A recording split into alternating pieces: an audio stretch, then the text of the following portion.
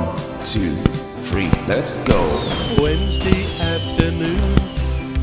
Oh. It's not just in the English league, the Premier League, it's probably in some of the European leagues as well, and South American perhaps.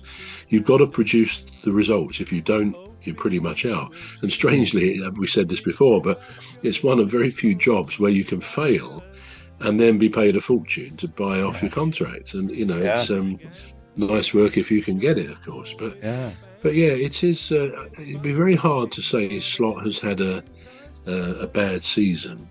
Now they had a mid-season break, and it always amused me, not for any obvious reason. Good luck to him. But Slot actually went to Ibiza, didn't he? We talked about it before, and did some DJ work. Now I say good luck to him. Good luck to anyone who's prepared to break out of their own kind of what they do. You know, this is my own. I can't think of the word I want, but this is my framework. This is how I operate, whatever I do.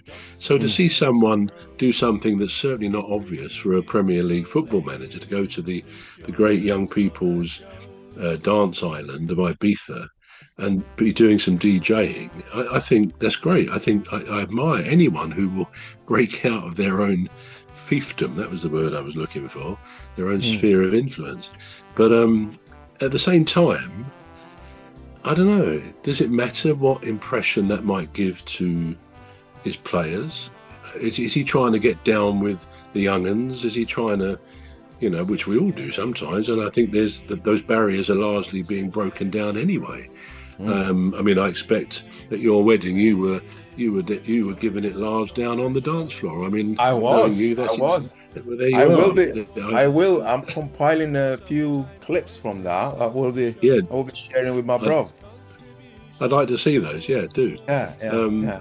But yeah, so that's the point. It's great to go outside. I've always said that one of the best things in life is to be in a situation where you can dance like no one's watching, even if people are watching, because it's the greatest thing, the movement of to be able to, it just makes you feel alive, and it's brilliant. So yeah, and so good old Slot, I sort of admire him, but I just wonder how that would have gone down with the hierarchy at Liverpool. Now, he's rich enough to say, well, I don't care if they sack me, it's too bad. Perhaps they don't look at it like that, but financially they've got no problems, Premier League managers. No. But whether that does give the right image to the players and the club at a season where he's not doing that well. When he did that, they weren't playing well. They've been in a couple of bad runs, so you just get the feeling they might want to see him at his desk or looking at his plans for the tactics. I don't know, but I think he's a good manager, and I think if they sack him, it will be a shame. I think if they don't qualify for Europe, I think he'd be out, because they don't want to go a season without being in Europe. Yeah. But if he does, I think he'll stay, assuming he wants to stay. We always talk about it from the point of view of the club. Sometimes it's the manager who says, actually, well, like Glasner did back in October, he told the hierarchy at Palace, I want to go at the end of my contract at the end of the season. So it's often the manager who controls the narrative, controls the situation, by saying, no, I'm making my decision. I think Oliver Glasner might have been better off keeping that in-house, which he did until February, when he had a complete outburst when we lost a couple of games which we shouldn't have lost, not least to Macclesfield in the 6th tier of football, way below Palace. But these things happen. But yeah, we talked about Mateta, didn't we, being rehabilitated by the crowd, really, and because of his good attitude. And I think the same applies to Glasner. I think because of what he achieved last season, he's held in high esteem by Palace fans. He certainly is by me, and Palace fans generally. So, I mean, some people are saying, oh, do you think he might... Say hello to old Mimi, Dr. Gladys and Rose, 3 beautiful ladies who join us on our shows. There's one other bro, sometimes joins us on the show.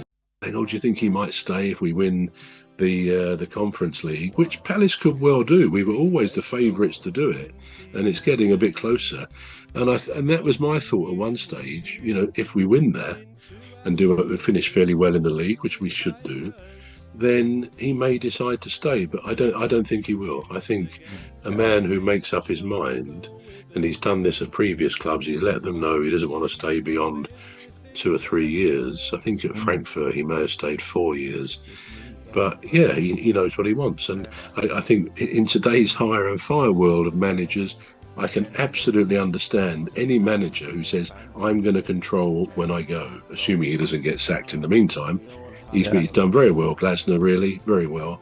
And therefore he's got the power to say, no, I want to go and I want to get something else, or I want to take a year off. He's in a fortunate position to do that. I think he said he wants to go and watch his daughter in probably in Austria or Germany, I can't remember, playing I think international hockey, something like that. Wow. And so good luck. He's got the means and the ability to choose what he does with his life. Yeah. But yeah, so it'll be interesting to see what happens to Arne Slot. Now, just going back to Manchester United for a minute, and this is not internal, but rather external. So there's this kid. I don't know if it's a kid or a man. It should be a man. He refused to cut his hair until Manchester United wins 5 games. Now there's six games left, and he's still not had his hair cut. He must have a lot of faith in Michael Carrick. Yeah, which one is it? Just remind me again. Who is it? So there was a kid. I don't know if it's a kid. Oh, right. Yeah, sorry, I remember. With the hair. And he's refused to cut it until Manchester United wins 5 consecutive games. Now we've got 6 games to go. It might be a good omen for Carrick. What do you think? Yeah, well, he's not got too much chance to actually achieve that if he's going to get 5 wins on the trot. Is that when he said he'll get it cut? 5 wins consecutively. Yeah. I mean, I think after the result the other day, that won't help, and that probably broke a run of a few wins, didn't it? Yes. But no, I don't know. I don't know what their opponents, what teams they've got to play in the last 6 games. There's bound to be one or two tougher ones there. It's hard on any team.